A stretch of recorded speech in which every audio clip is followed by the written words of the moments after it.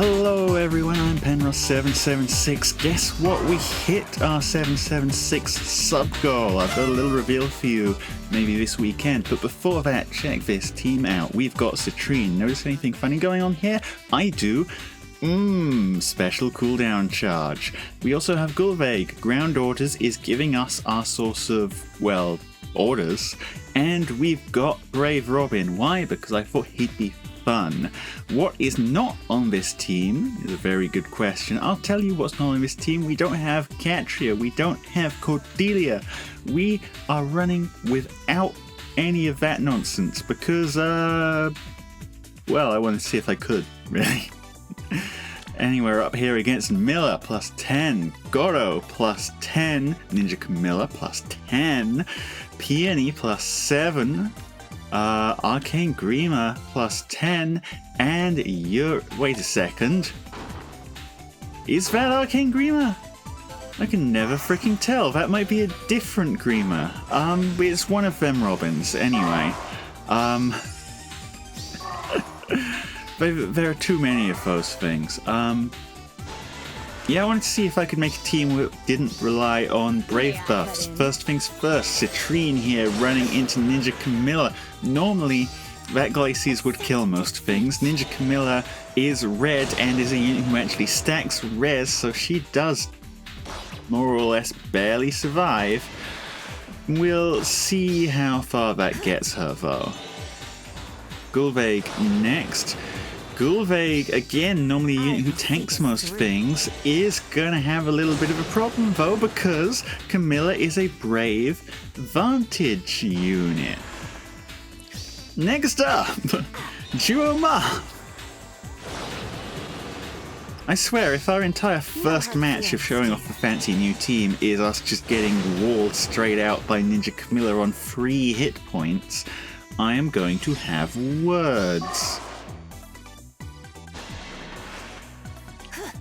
Brave Robin. Pretty tanky. Can he survive a ruptured sky? He can. Oh, thank goodness. 1 hit point in it, though. So maybe a little close for comfort. And he is going to get killed by the second action here with the dance. There's not really much we could have done about that. Ambler does tank Goro. This I am sure about. And moving their Grima up front, getting Ninja Camilla out there. I'm not sure how good of an idea that was. Why? Because I think Ninja Camilla was kind of carrying them, actually. You see, Goro just can't tank an Edelgard. I'm sorry, but it's not happening. Same goes for Peony here. She's not tanking whatever this is either. And Legendary Yuri, well, he, being a red unit, might actually survive this one, but that's fine. We still killed 2 units, and 2 units is enough for whoever this is to give up their chances at completely ruining me showing off my new team immediately. So thanks for that. Okay, does someone want to lose to this team in a more normal way? How about you? What have you brought to the table? Well, it's Mela, Dagger, Ayra, Teatime, Ayra, Summer Fjorm, okay, Air plus 2, and Asker plus 1. Immediately getting up to Ayra nonsense. She can't be stopped. And she just one-shots Edelgard, because, yeah, of course she does. Backs all the way out. They have safety fence to shut us down turn 1. And turn 2, what are they doing? Well, I can tell you what they're doing. They're sending Teatime Ayra all the way back in again. And cantoing all the way back out. This is how that team operates. This unit is frankly a real pain to deal with. Now, luckily for us, they moved their Miller. So our dancer actually gets to dance, and oh no, Summer Fjorm. Yeah, you maybe Omni Tank of the century, but apparently Embla wins that one, and Embla wins against Ayra as well. So yeah, good freaking luck. However, I'm surprised to see they have not completely given up yet. They are sending Asker into Embla. Okay, now they're giving up. That's more like it. Thank you. Battle number 3. Who are we up against here? Well, Miller, because everyone's bringing Miller. This one's +5. Young Eliwood. Brave Dimitri +10, of course, because everyone has one. Peony +10. Asker +10. And Air +10. Okay, so a pretty heftily buffed up Brave Dimitri. And wow, they are really just sending him properly all the way up there. Right in front of the team. Here's a question for you. Do you think they thought this was going to end well? Because first things first, our whole Orders Rally thing going on means that Gulveig is over here now, causing problems for your other units who are not named Dimitri. Gets the AoE special off for the first time in ages, and gets rid of Peony as well, 2 units down. Now, can we do anything about Dimitri himself? Glacies says, may I cut in 112 damage to that +10 unit. Yeah, I think that's pretty convincing, and we've got a big old wall of fire between us and them as well. I like that kind of win. Next up, our opponents this time around are Nafus. Brave Crom +1, Summer Ephraim +1, Brave Seleth, Asker, Peony +3. So, sure, 4 spaces, why not? And he is gonna just quad Edelgard here. Pavis almost saves us, but almost is not enough. Gonna smash Gulveig as well, cause sure, of course, why not? And the team pulls him all the way back out, and they're even getting free traps out of it. They're testing the traps on the first turn, but they're also engaging in. Cavalry units have gotten quite ridiculous, frankly.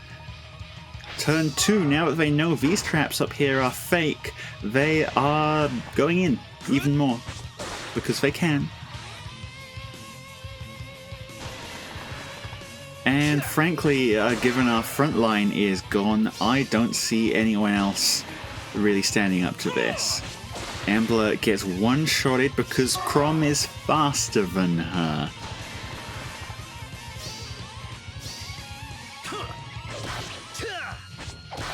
That could have been a little problematic for Ephraim if Robin had one more charge, but not the case. And they've boxed in Triandra, so 3 pots for them.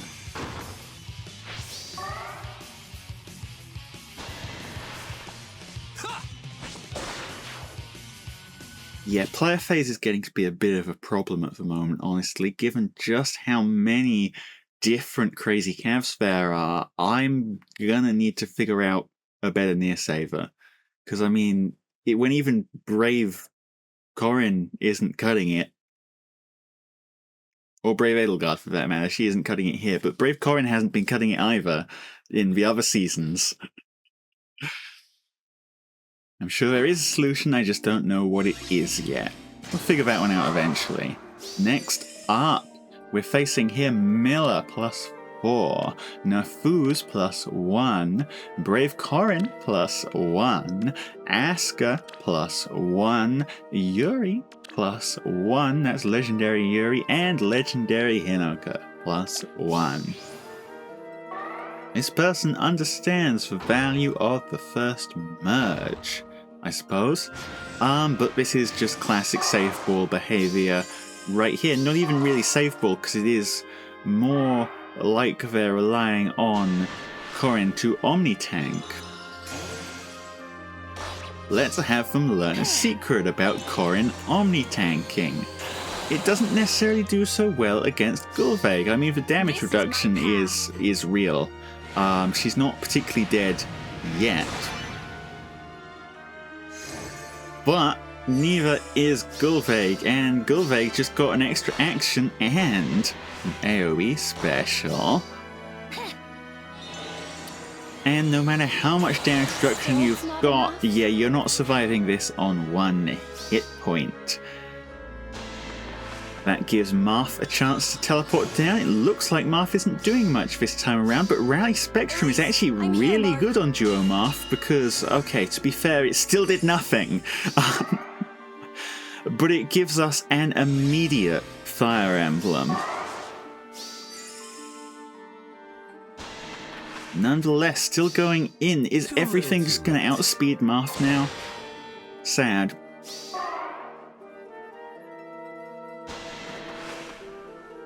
Takes out Robin as well. Out of my way.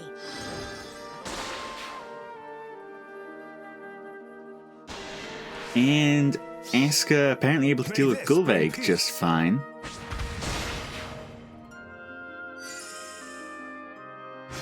But deciding to stop their advance there, which maybe ain't so good for them because we do have the Citrinne, who somehow is leaving Nerfus alive at 1 hit point. I mean, sure, why not? But More to give. we're not done yet. Embla finishes off there. Triandra is getting 5 damage ruled, unfortunately for us. That dance would have been used much better as an actual dance. Which means that they may have lost another unit, but they are still fighting.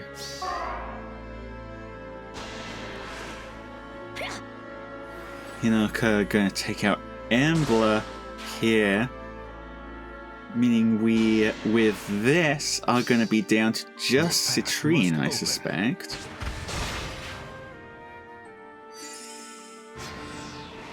And Citrinne kind of forced to go for Asuka here. How does that end up? 22 damage.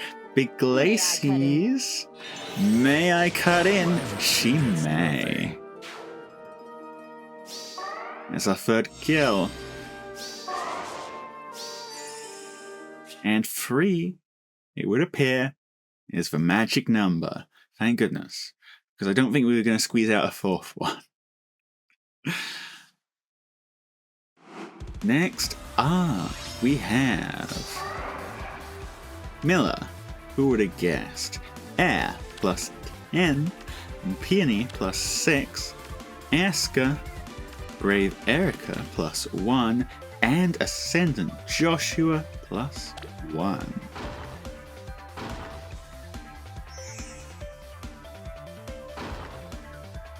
Yep, not going to leave the peony there. Nobody. But then it follows. What is their actual approach here?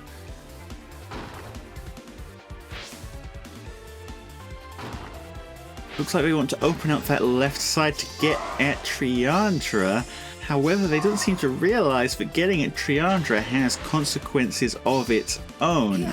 Not particularly great consequences so far, because Triandra attacking into air is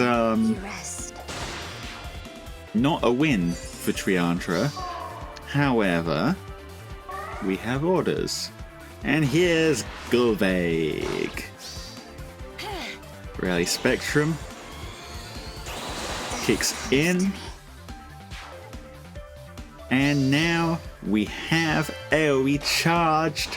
Kablamo.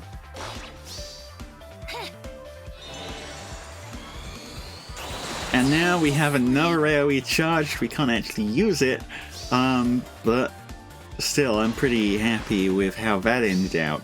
Rally Spectrum again, I love this skill, instantly pre-charges Fire Emblem. Not that we really needed Fire Emblem to do 1 damage, but again, if it works, I'm not complaining, and boy, did it work. Very convincing kills there, very fast surrender. And I think we can fit one more battle in. Our opponents here, Air, who isn't Miller for once, Gotto, Asker +1, Summer Fjorm, Peony, and Na, who Citrinne is doing basically the same job as, funnily enough. Putting Summer Fjorm up front. Summer Fjorm being protected from AoEs by the effects of Gotto, I think.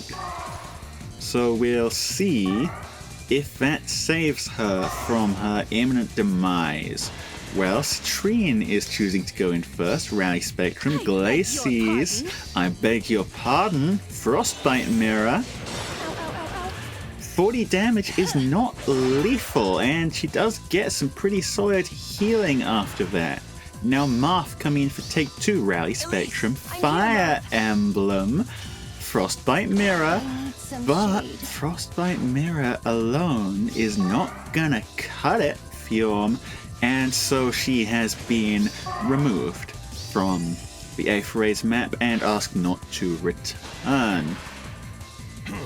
Now Asker gonna attack into Marth, does get the double, does finish our fast saver off, which opens up Gulveig to an attack from Gotto, who however does not seem to be actually killing her. Rally Spectrum, she does some small but decent damage back. They do have a dancer, so they can choose to follow up if they so choose, and so they do choose. So that's Gulveig out of it, a real shame. But aside from that, they're just leaving everyone in range. Guess how that ends? Poorly, I suspect. Here comes the bigness. She can have a moderately sized bigness, but you know, I'll take it. It works. Ambler attacks into Peony here.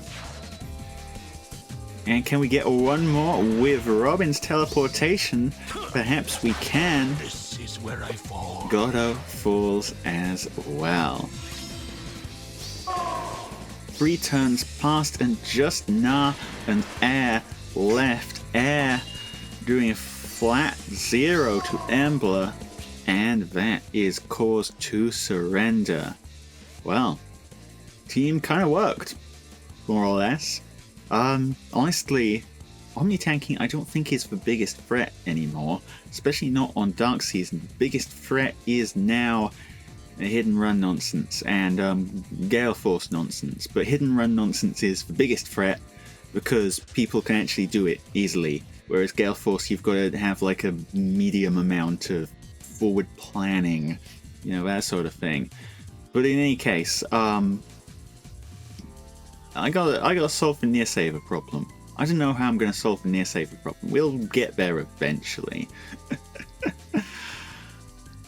Anyway, yeah, this was my first attempt at a team with no brave effects on it. And well, what do you think? Frankly, what do you think? Did you like it? I liked it. I thought it was solid. I mean, what this team could really use is some spare, like, flyer guidance for, but I don't have that lying around. Soaring guidance, whatever it's called. We'll make something up as we get there, but still, I thought it was pretty good. Thanks everyone for coming along. Thank you all for subscribing and helping me hit my goal. Let's reach 1,000 next, because at 1,000 fun stuff happens. And I've been Penrost776. I'll see you all next time. Penrost out.